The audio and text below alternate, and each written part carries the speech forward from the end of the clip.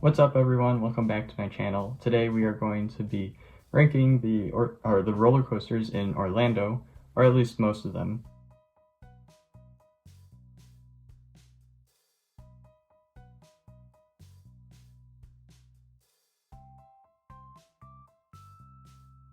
You can think of it as ranking the roller coasters in the top 3 most popular parks in Orlando, so Disney, Universal, and Seaworld. So here are all the roller coasters that I am going to be ranking, and the year right next to each of the roller coasters is the year that I last rode it. So as you can see, I did ride a lot of these recently, as we did go to Florida this past summer. So you can definitely go check out that Florida vlog I just posted if you haven't already. As you can probably tell also, under Disney, that don't have the Rock and Roller Coaster or the Expedition Everest listed, and that is because I have not ridden those roller coasters. We just haven't been to Animal Kingdom since I was like 5 or something like that. I'm not really sure why. And then Rock and Roller Coaster, while we have been to Hollywood Studios, we weren't really big roller coaster people at the time, and we knew Rock and Roller Coaster was like one of those bigger ones. It does have like loops and stuff and intense launches. So I would definitely ride it now, but back then I wouldn't have ridden it. So those two are the only ones that aren't on the list through Disney, Universal, and SeaWorld, but everything else has made it. So without further ado, let's get to the rankings. So starting at the bottom, we will obviously have the junior coasters, just because, you know, they're kid friendly. There's nothing really too special about them. They're not fast or intense or anything about them. So I will start just by listing off those 4. Here are some of the stats on these ones. And so you can see some of them are a little bigger and some are a little smaller. I will actually rank the Goofy roller coaster, or what's actually called the Barnstormer at Magic Kingdom. I will rank that as the last place and 16th place, just because there really isn't anything too special about it, and I don't really have any good stories about it. Right after that, in 15th place, we'll have the Grover's, whatever it's called, Grover's Boxcar Derby. So while the Grover and Goofy roller coaster are about like the same size, the only reason I have this one ranked above Goofy is because back in like 2014 or something, when we went to SeaWorld, I rode it with my brother over and over again, and we would pose for the camera, and it was a lot of fun for me back then. And so that is why that is above Goofy. And next we have Woody Woodpecker coming in 14th place, and just like with Grover and Goofy, it's about the same size, and the reason why this one makes it above the other two that are basically the same one is because of how rough of a ride it is. For, you know, something that's a kiddie ride, you do get thrown around on that ride, and it is a lot of fun. It throws you around and it's a little rough, but I like the getting thrown around part. It makes it a little more intense of a kiddie ride, so it's kind of fun on that one. Coming in 13th place, or for number 1 for all of my kiddie coasters, is Flight of the Hippogriff, and so obviously it is the biggest and tallest one of all 4 of these. But yeah, it's the biggest one. I think it's also the longest one, and so just because of that, it makes the top place of those kiddie coasters, but it still is only 13th on my list. So next up, we're gonna have the family coasters. Yeah, I think these would be considered family coasters. I'm not really sure, but these are the Disney ones. So there's Space Mountain, Big Thunder Mountain Railroad, Slinky Dog Dash, and the Seven Dwarfs Mine Train. And so I would actually rank Seven Dwarfs as the bottom one. So that would be in our total list. That'd be 12th place, but it's also the bottom of the family coasters. I put this at the bottom because I really don't remember anything special about it. It has been like, what is it, a couple of years since we last went there? A year and a half. And so yeah, I don't really remember anything there except for the fact that we waited 2 hours for the ride. We waited a lot longer than we were supposed to. And then also back then, you know, I didn't really even like small drops on rides, and so, you know, that one had a drop compared to the other family coasters, and so the small drop that I didn't like, and the line, the really long line, that just puts it at the bottom of all the family coasters. So next up in 11th place is Slinky Dog Dash. So just like with the Seven Dwarfs Mine Train, I didn't really like the first drop on the Slinky Dog Dash, and also the acceleration caught me off guard. That was my first launch coaster actually, Everything else, it was the launch that kind of freaked me out, and then the drop. But other than that, I liked everything else, like all the loops and like the hills and stuff. I liked all of that. So that's what puts it above the Seven Dwarfs for me. Then at 10th place, we have Big Thunder Mountain Railroad. This was actually like one of my first bigger roller coasters, I guess. And, you know, it's not really big, but it was back when I was in elementary school that I first rode on this, and I was really scared to go on it, and then I got off it, then I got on it, and it was so much fun for me. There aren't any like super big drops, so that's why I really liked it when I first went on it. It's also a super long ride, and a lot of fun, just like twisty turns, and so that's what makes it a pretty fun ride. And then I put Space Mountain over that at 9th place, just because they're pretty much the same exact ride, except Space Mountain's in the dark. So putting it in the dark makes it a much more fun ride. So that is all the family coasters ranked. And so now we only have to go on to the thrill coasters. So ranking the thrill coasters was actually really, really hard for me because, you know, there's 8 roller coasters here, and then, you know, I'm going through my whole ranking. I'm like, well, this is better than that, and this one's better than that. And then I keep going down the list, and I'm like, wait, this one's at number 8? Like, it shouldn't be at number 8 for me, but just the way that it works, that's where it is.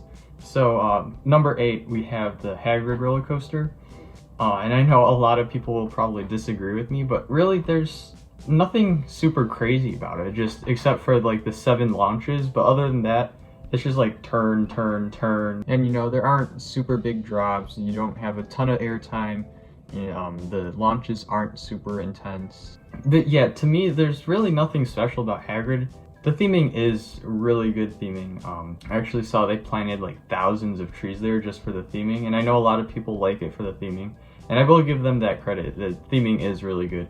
And I also like the different, you know, it's the bike and the sidecar. I think that's a really neat addition to it, but like, other than that, there's nothing super crazy about this roller coaster. So that's what puts it in 8th place. In 7th place, I have Revenge of the Mummy, and this one, I'm sure a lot of people will disagree with me also, and even me, I don't like putting Mummy in 7th place, but everything else was just, you know, it's a more fun ride. Mummy is like a little bit of the tamer of, you know, all the big roller coasters in Orlando. But yeah, I would rate the Mummy over Hagrid just because it's in the dark and it's a little scarier, and I think a scary ride makes for a better ride. I remember the first time I went on it, you know, it was really scary, but you know, that's how the roller coaster is supposed to be. So like, they did a really good job of designing and creating this roller coaster, and the storyline, you know, is pretty good too. Yeah, also Hagrid doesn't really have a storyline. You're just kind of like zooming through the forest, I guess.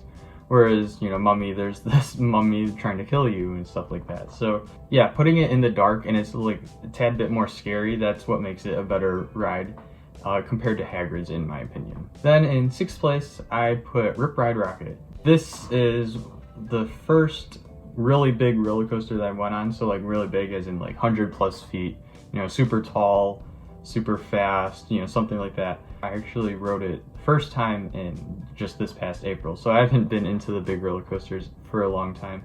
Yeah, so this ride was a lot of fun, but the reason why it takes 6th place is because it is a bit on the rough side. But yeah, just the speed that you go and, you know, just how big it is, you know, that's what automatically makes it better than Mummy and Hagrid, in my opinion. And I just really like the drop at the beginning because, you know, it's a big drop, and now that I've gotten accustomed to it, I really like the big drops, and so that's what makes it better than Mummy and Hagrid, but it's also not the best coaster out of all the big drop ones. Then coming in at number 5, I have Kraken.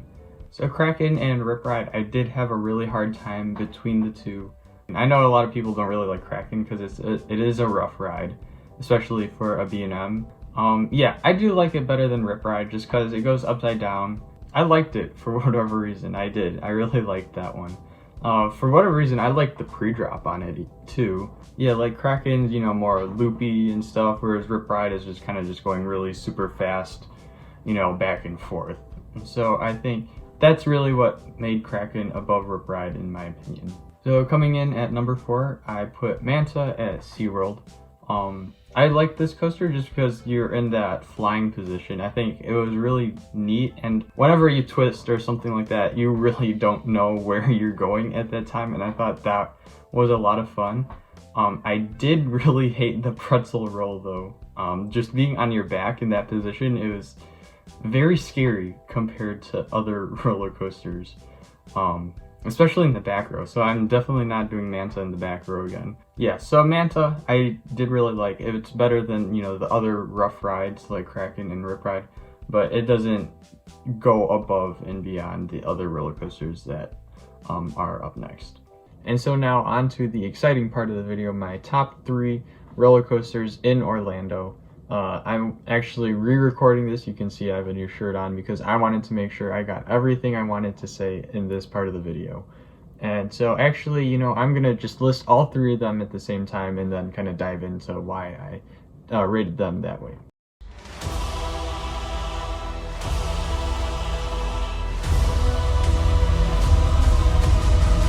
So in 3rd place, I put Mako at Seaworld.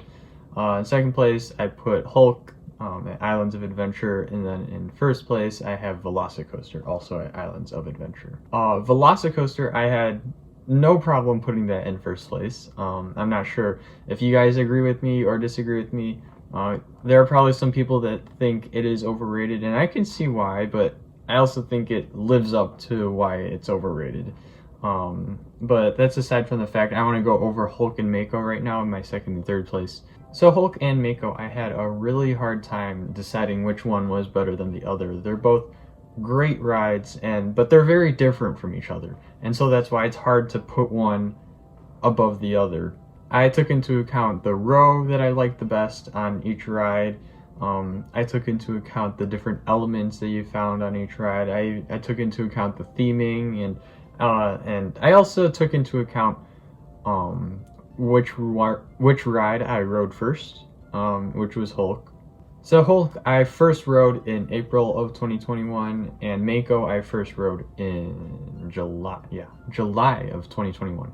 And so I think I said this earlier in the video, I'm not sure if I was really clear about it, but it was only this year in April during spring break that I actually got into all of the big roller coasters. So Hulk would be one of those first big roller coasters that are included in that. Rip Ride Rockit was actually my first big roller coaster, but Hulk was my 2nd one. And so it's still, to me, it was still an amazing ride. You know, I'm still like in shock of, you know, how good a ride could be like that. So that's part of why Hulk beats Mako. Let's see, what else? Hulk is a more loopy ride, whereas Mako is an airtime based ride. And while Mako, airtime was awesome on that. I knew it was supposed to be an airtime coaster, but when you first get on it and you've never experienced something like that, like, it just hits you. You just float the entire hill over and you're like, wow, well, like, I'm floating. Like, there's nothing that you can compare it to, just floating like that. And like over every single hill on Mako, you just float. And that is an amazing feeling. And then there's Hulk, where you just kind of like loop and loop and loop, upside down, loop, upside down. And I think, to me, I like the loops better than the airtime. So in addition to the elements on these rides, Mako is definitely more, you know, just airtime, as I've said before. But, you know, that's just up and down, you know, falling out of the train. Whereas Hulk, you know, it has some airtime, not as much as Mako, but, you know, it has some airtime. And then it also, it's not just up and down airtime, it's side to side also. Like, you get thrown around on that ride. And so that's part of why I like Hulk better than Mako as well. So now talking about the row that I like to sit in. On Hulk, I definitely like the back row better than the front row, just because there's a little more airtime in the back row than the front row. But honestly, Hulk, any row that you sit in is a really good row. You know, you get all the elements and aspects that I was talking about in previously, you know, getting thrown around. You experience all of that no matter what row you're in. It's just back row is a little more floaty, whereas the front is a little more like intense type. And it's the same with Mako. But Mako, it's a little bit of a more drastic difference between front row and back row. And so that's why Hulk is, it's a little more consistent in that sense. So that's why, again, Hulk is ahead of Mako in the row seating. And then lastly, we have the theming. Hulk is better themed than Mako. Mako is just a shark, and really the only theming you see is in the station. There's a shark that swims above you on a screen or something like that. And Hulk, I guess you could arguably say it's not really super well themed, except for, the Hulk statue outside and, just a gamma cannon or whatever. But, like, it's a better themed ride than Mako. It might not be themed as well as Hagrid or something like that, but it is themed well, especially with, like, the sound, the onboard sound. Like, something about that roller coaster, it makes you feel like the Hulk. Like, the whole thing when you're in line is like become the Hulk, and like there's something about it, you do feel like it, like, it is supposed to be the Hulk roller coaster. It feels like a Hulk roller coaster, and it lives up to its name, and so that's why I think Hulk is better than Mako in that sense. And now we are on to Velocicoaster in my number one spot. I really had no trouble putting Velocicoaster there. It is an outstanding ride. It really kind of speechless, even right now. You're speechless after the ride. I'm speechless now. Like, I don't know how to describe, how good of a ride this is, but I remember, so I'll actually tell a story, maybe that'll help me explain it. But so we went on Velocicoaster right as the park opened, and it's an amazing ride. You're super excited, you think it's a crazy ride, and I'm still trying to think, okay, is this better than Hulk? Because the last time I rode Hulk was, a couple months ago before I rode Velocicoaster. So I was still trying to think about it. Then I rode on Hulk, and, and I wouldn't call myself bored, but compared to Velocicoaster, it's, boring. But, you ride Velocicoaster, then you ride Hulk, and you're like, no, Velocicoaster is better. So that's a little story, but what actually makes Velocicoaster a better roller coaster? Let's see. Well, the first half, you really get thrown around everywhere. The amount of times I feel like I'm flying out of my seat, whether it's up or to the side or up and to the side. Like, you don't know where you're going every time. Like, I remember I was telling everyone when I first got off that I don't remember anything in the first half. I just remember going up and down and up and down and, floating and, flying out of my seat up and down, up and down. Then you get to the second launch and you just feel like you're going so fast. And then you go over the top hat and you feel like you're flying out of your chair again. And then you go down, you do the loops around the bridge, and like you might be on the bridge thinking it's really slow, but you're on that and you're still getting whipped around. This is the Outer Bank turn, or wait, the Outer Bank element on one of those turns there. Like, even that throws you around. Like, you just keep, the whole time you're being thrown around on that ride. And, that it automatically makes it better than Hulk in that sense. Because, that's what a roller coaster is supposed to make you feel. You're completely out of control on that ride. And it makes it so fun in that sense. There's so many more things I could say about Velocicoaster. Maybe I'll make that in another video. Yeah. I think I proved my point that Velocicoaster is the best one in Orlando, so I'll just leave it there. So now that I'm actually into the big roller coasters, and I do like the drops now, where would I move around these rankings? So first of all, I think I would put Slinky as the Slinky Dog Dash. I would put that as my number one family coaster, and that's because I really like launches now. I really like the drops, and even though it is a shorter ride than like Space Mountain, Big Thunder Mountain Railroad, I think the launch and the drop, and it's just a bigger ride. I think I would like Slinky as the best Disney coaster, best family coaster.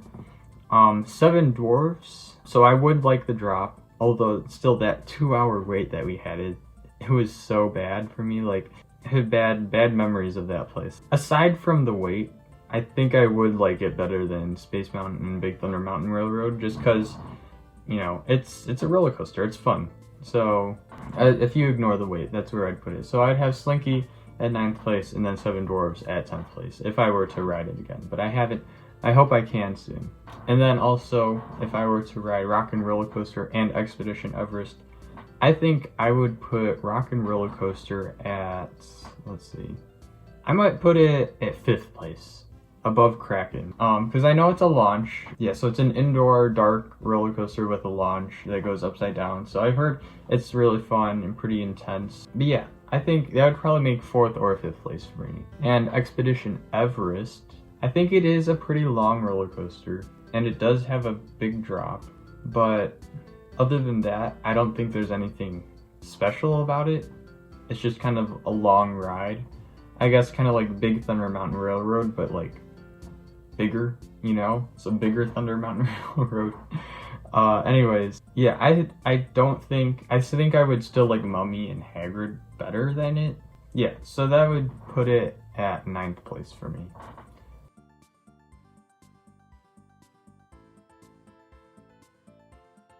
Alright, that will be the end of the video today. Thank you guys so much for watching.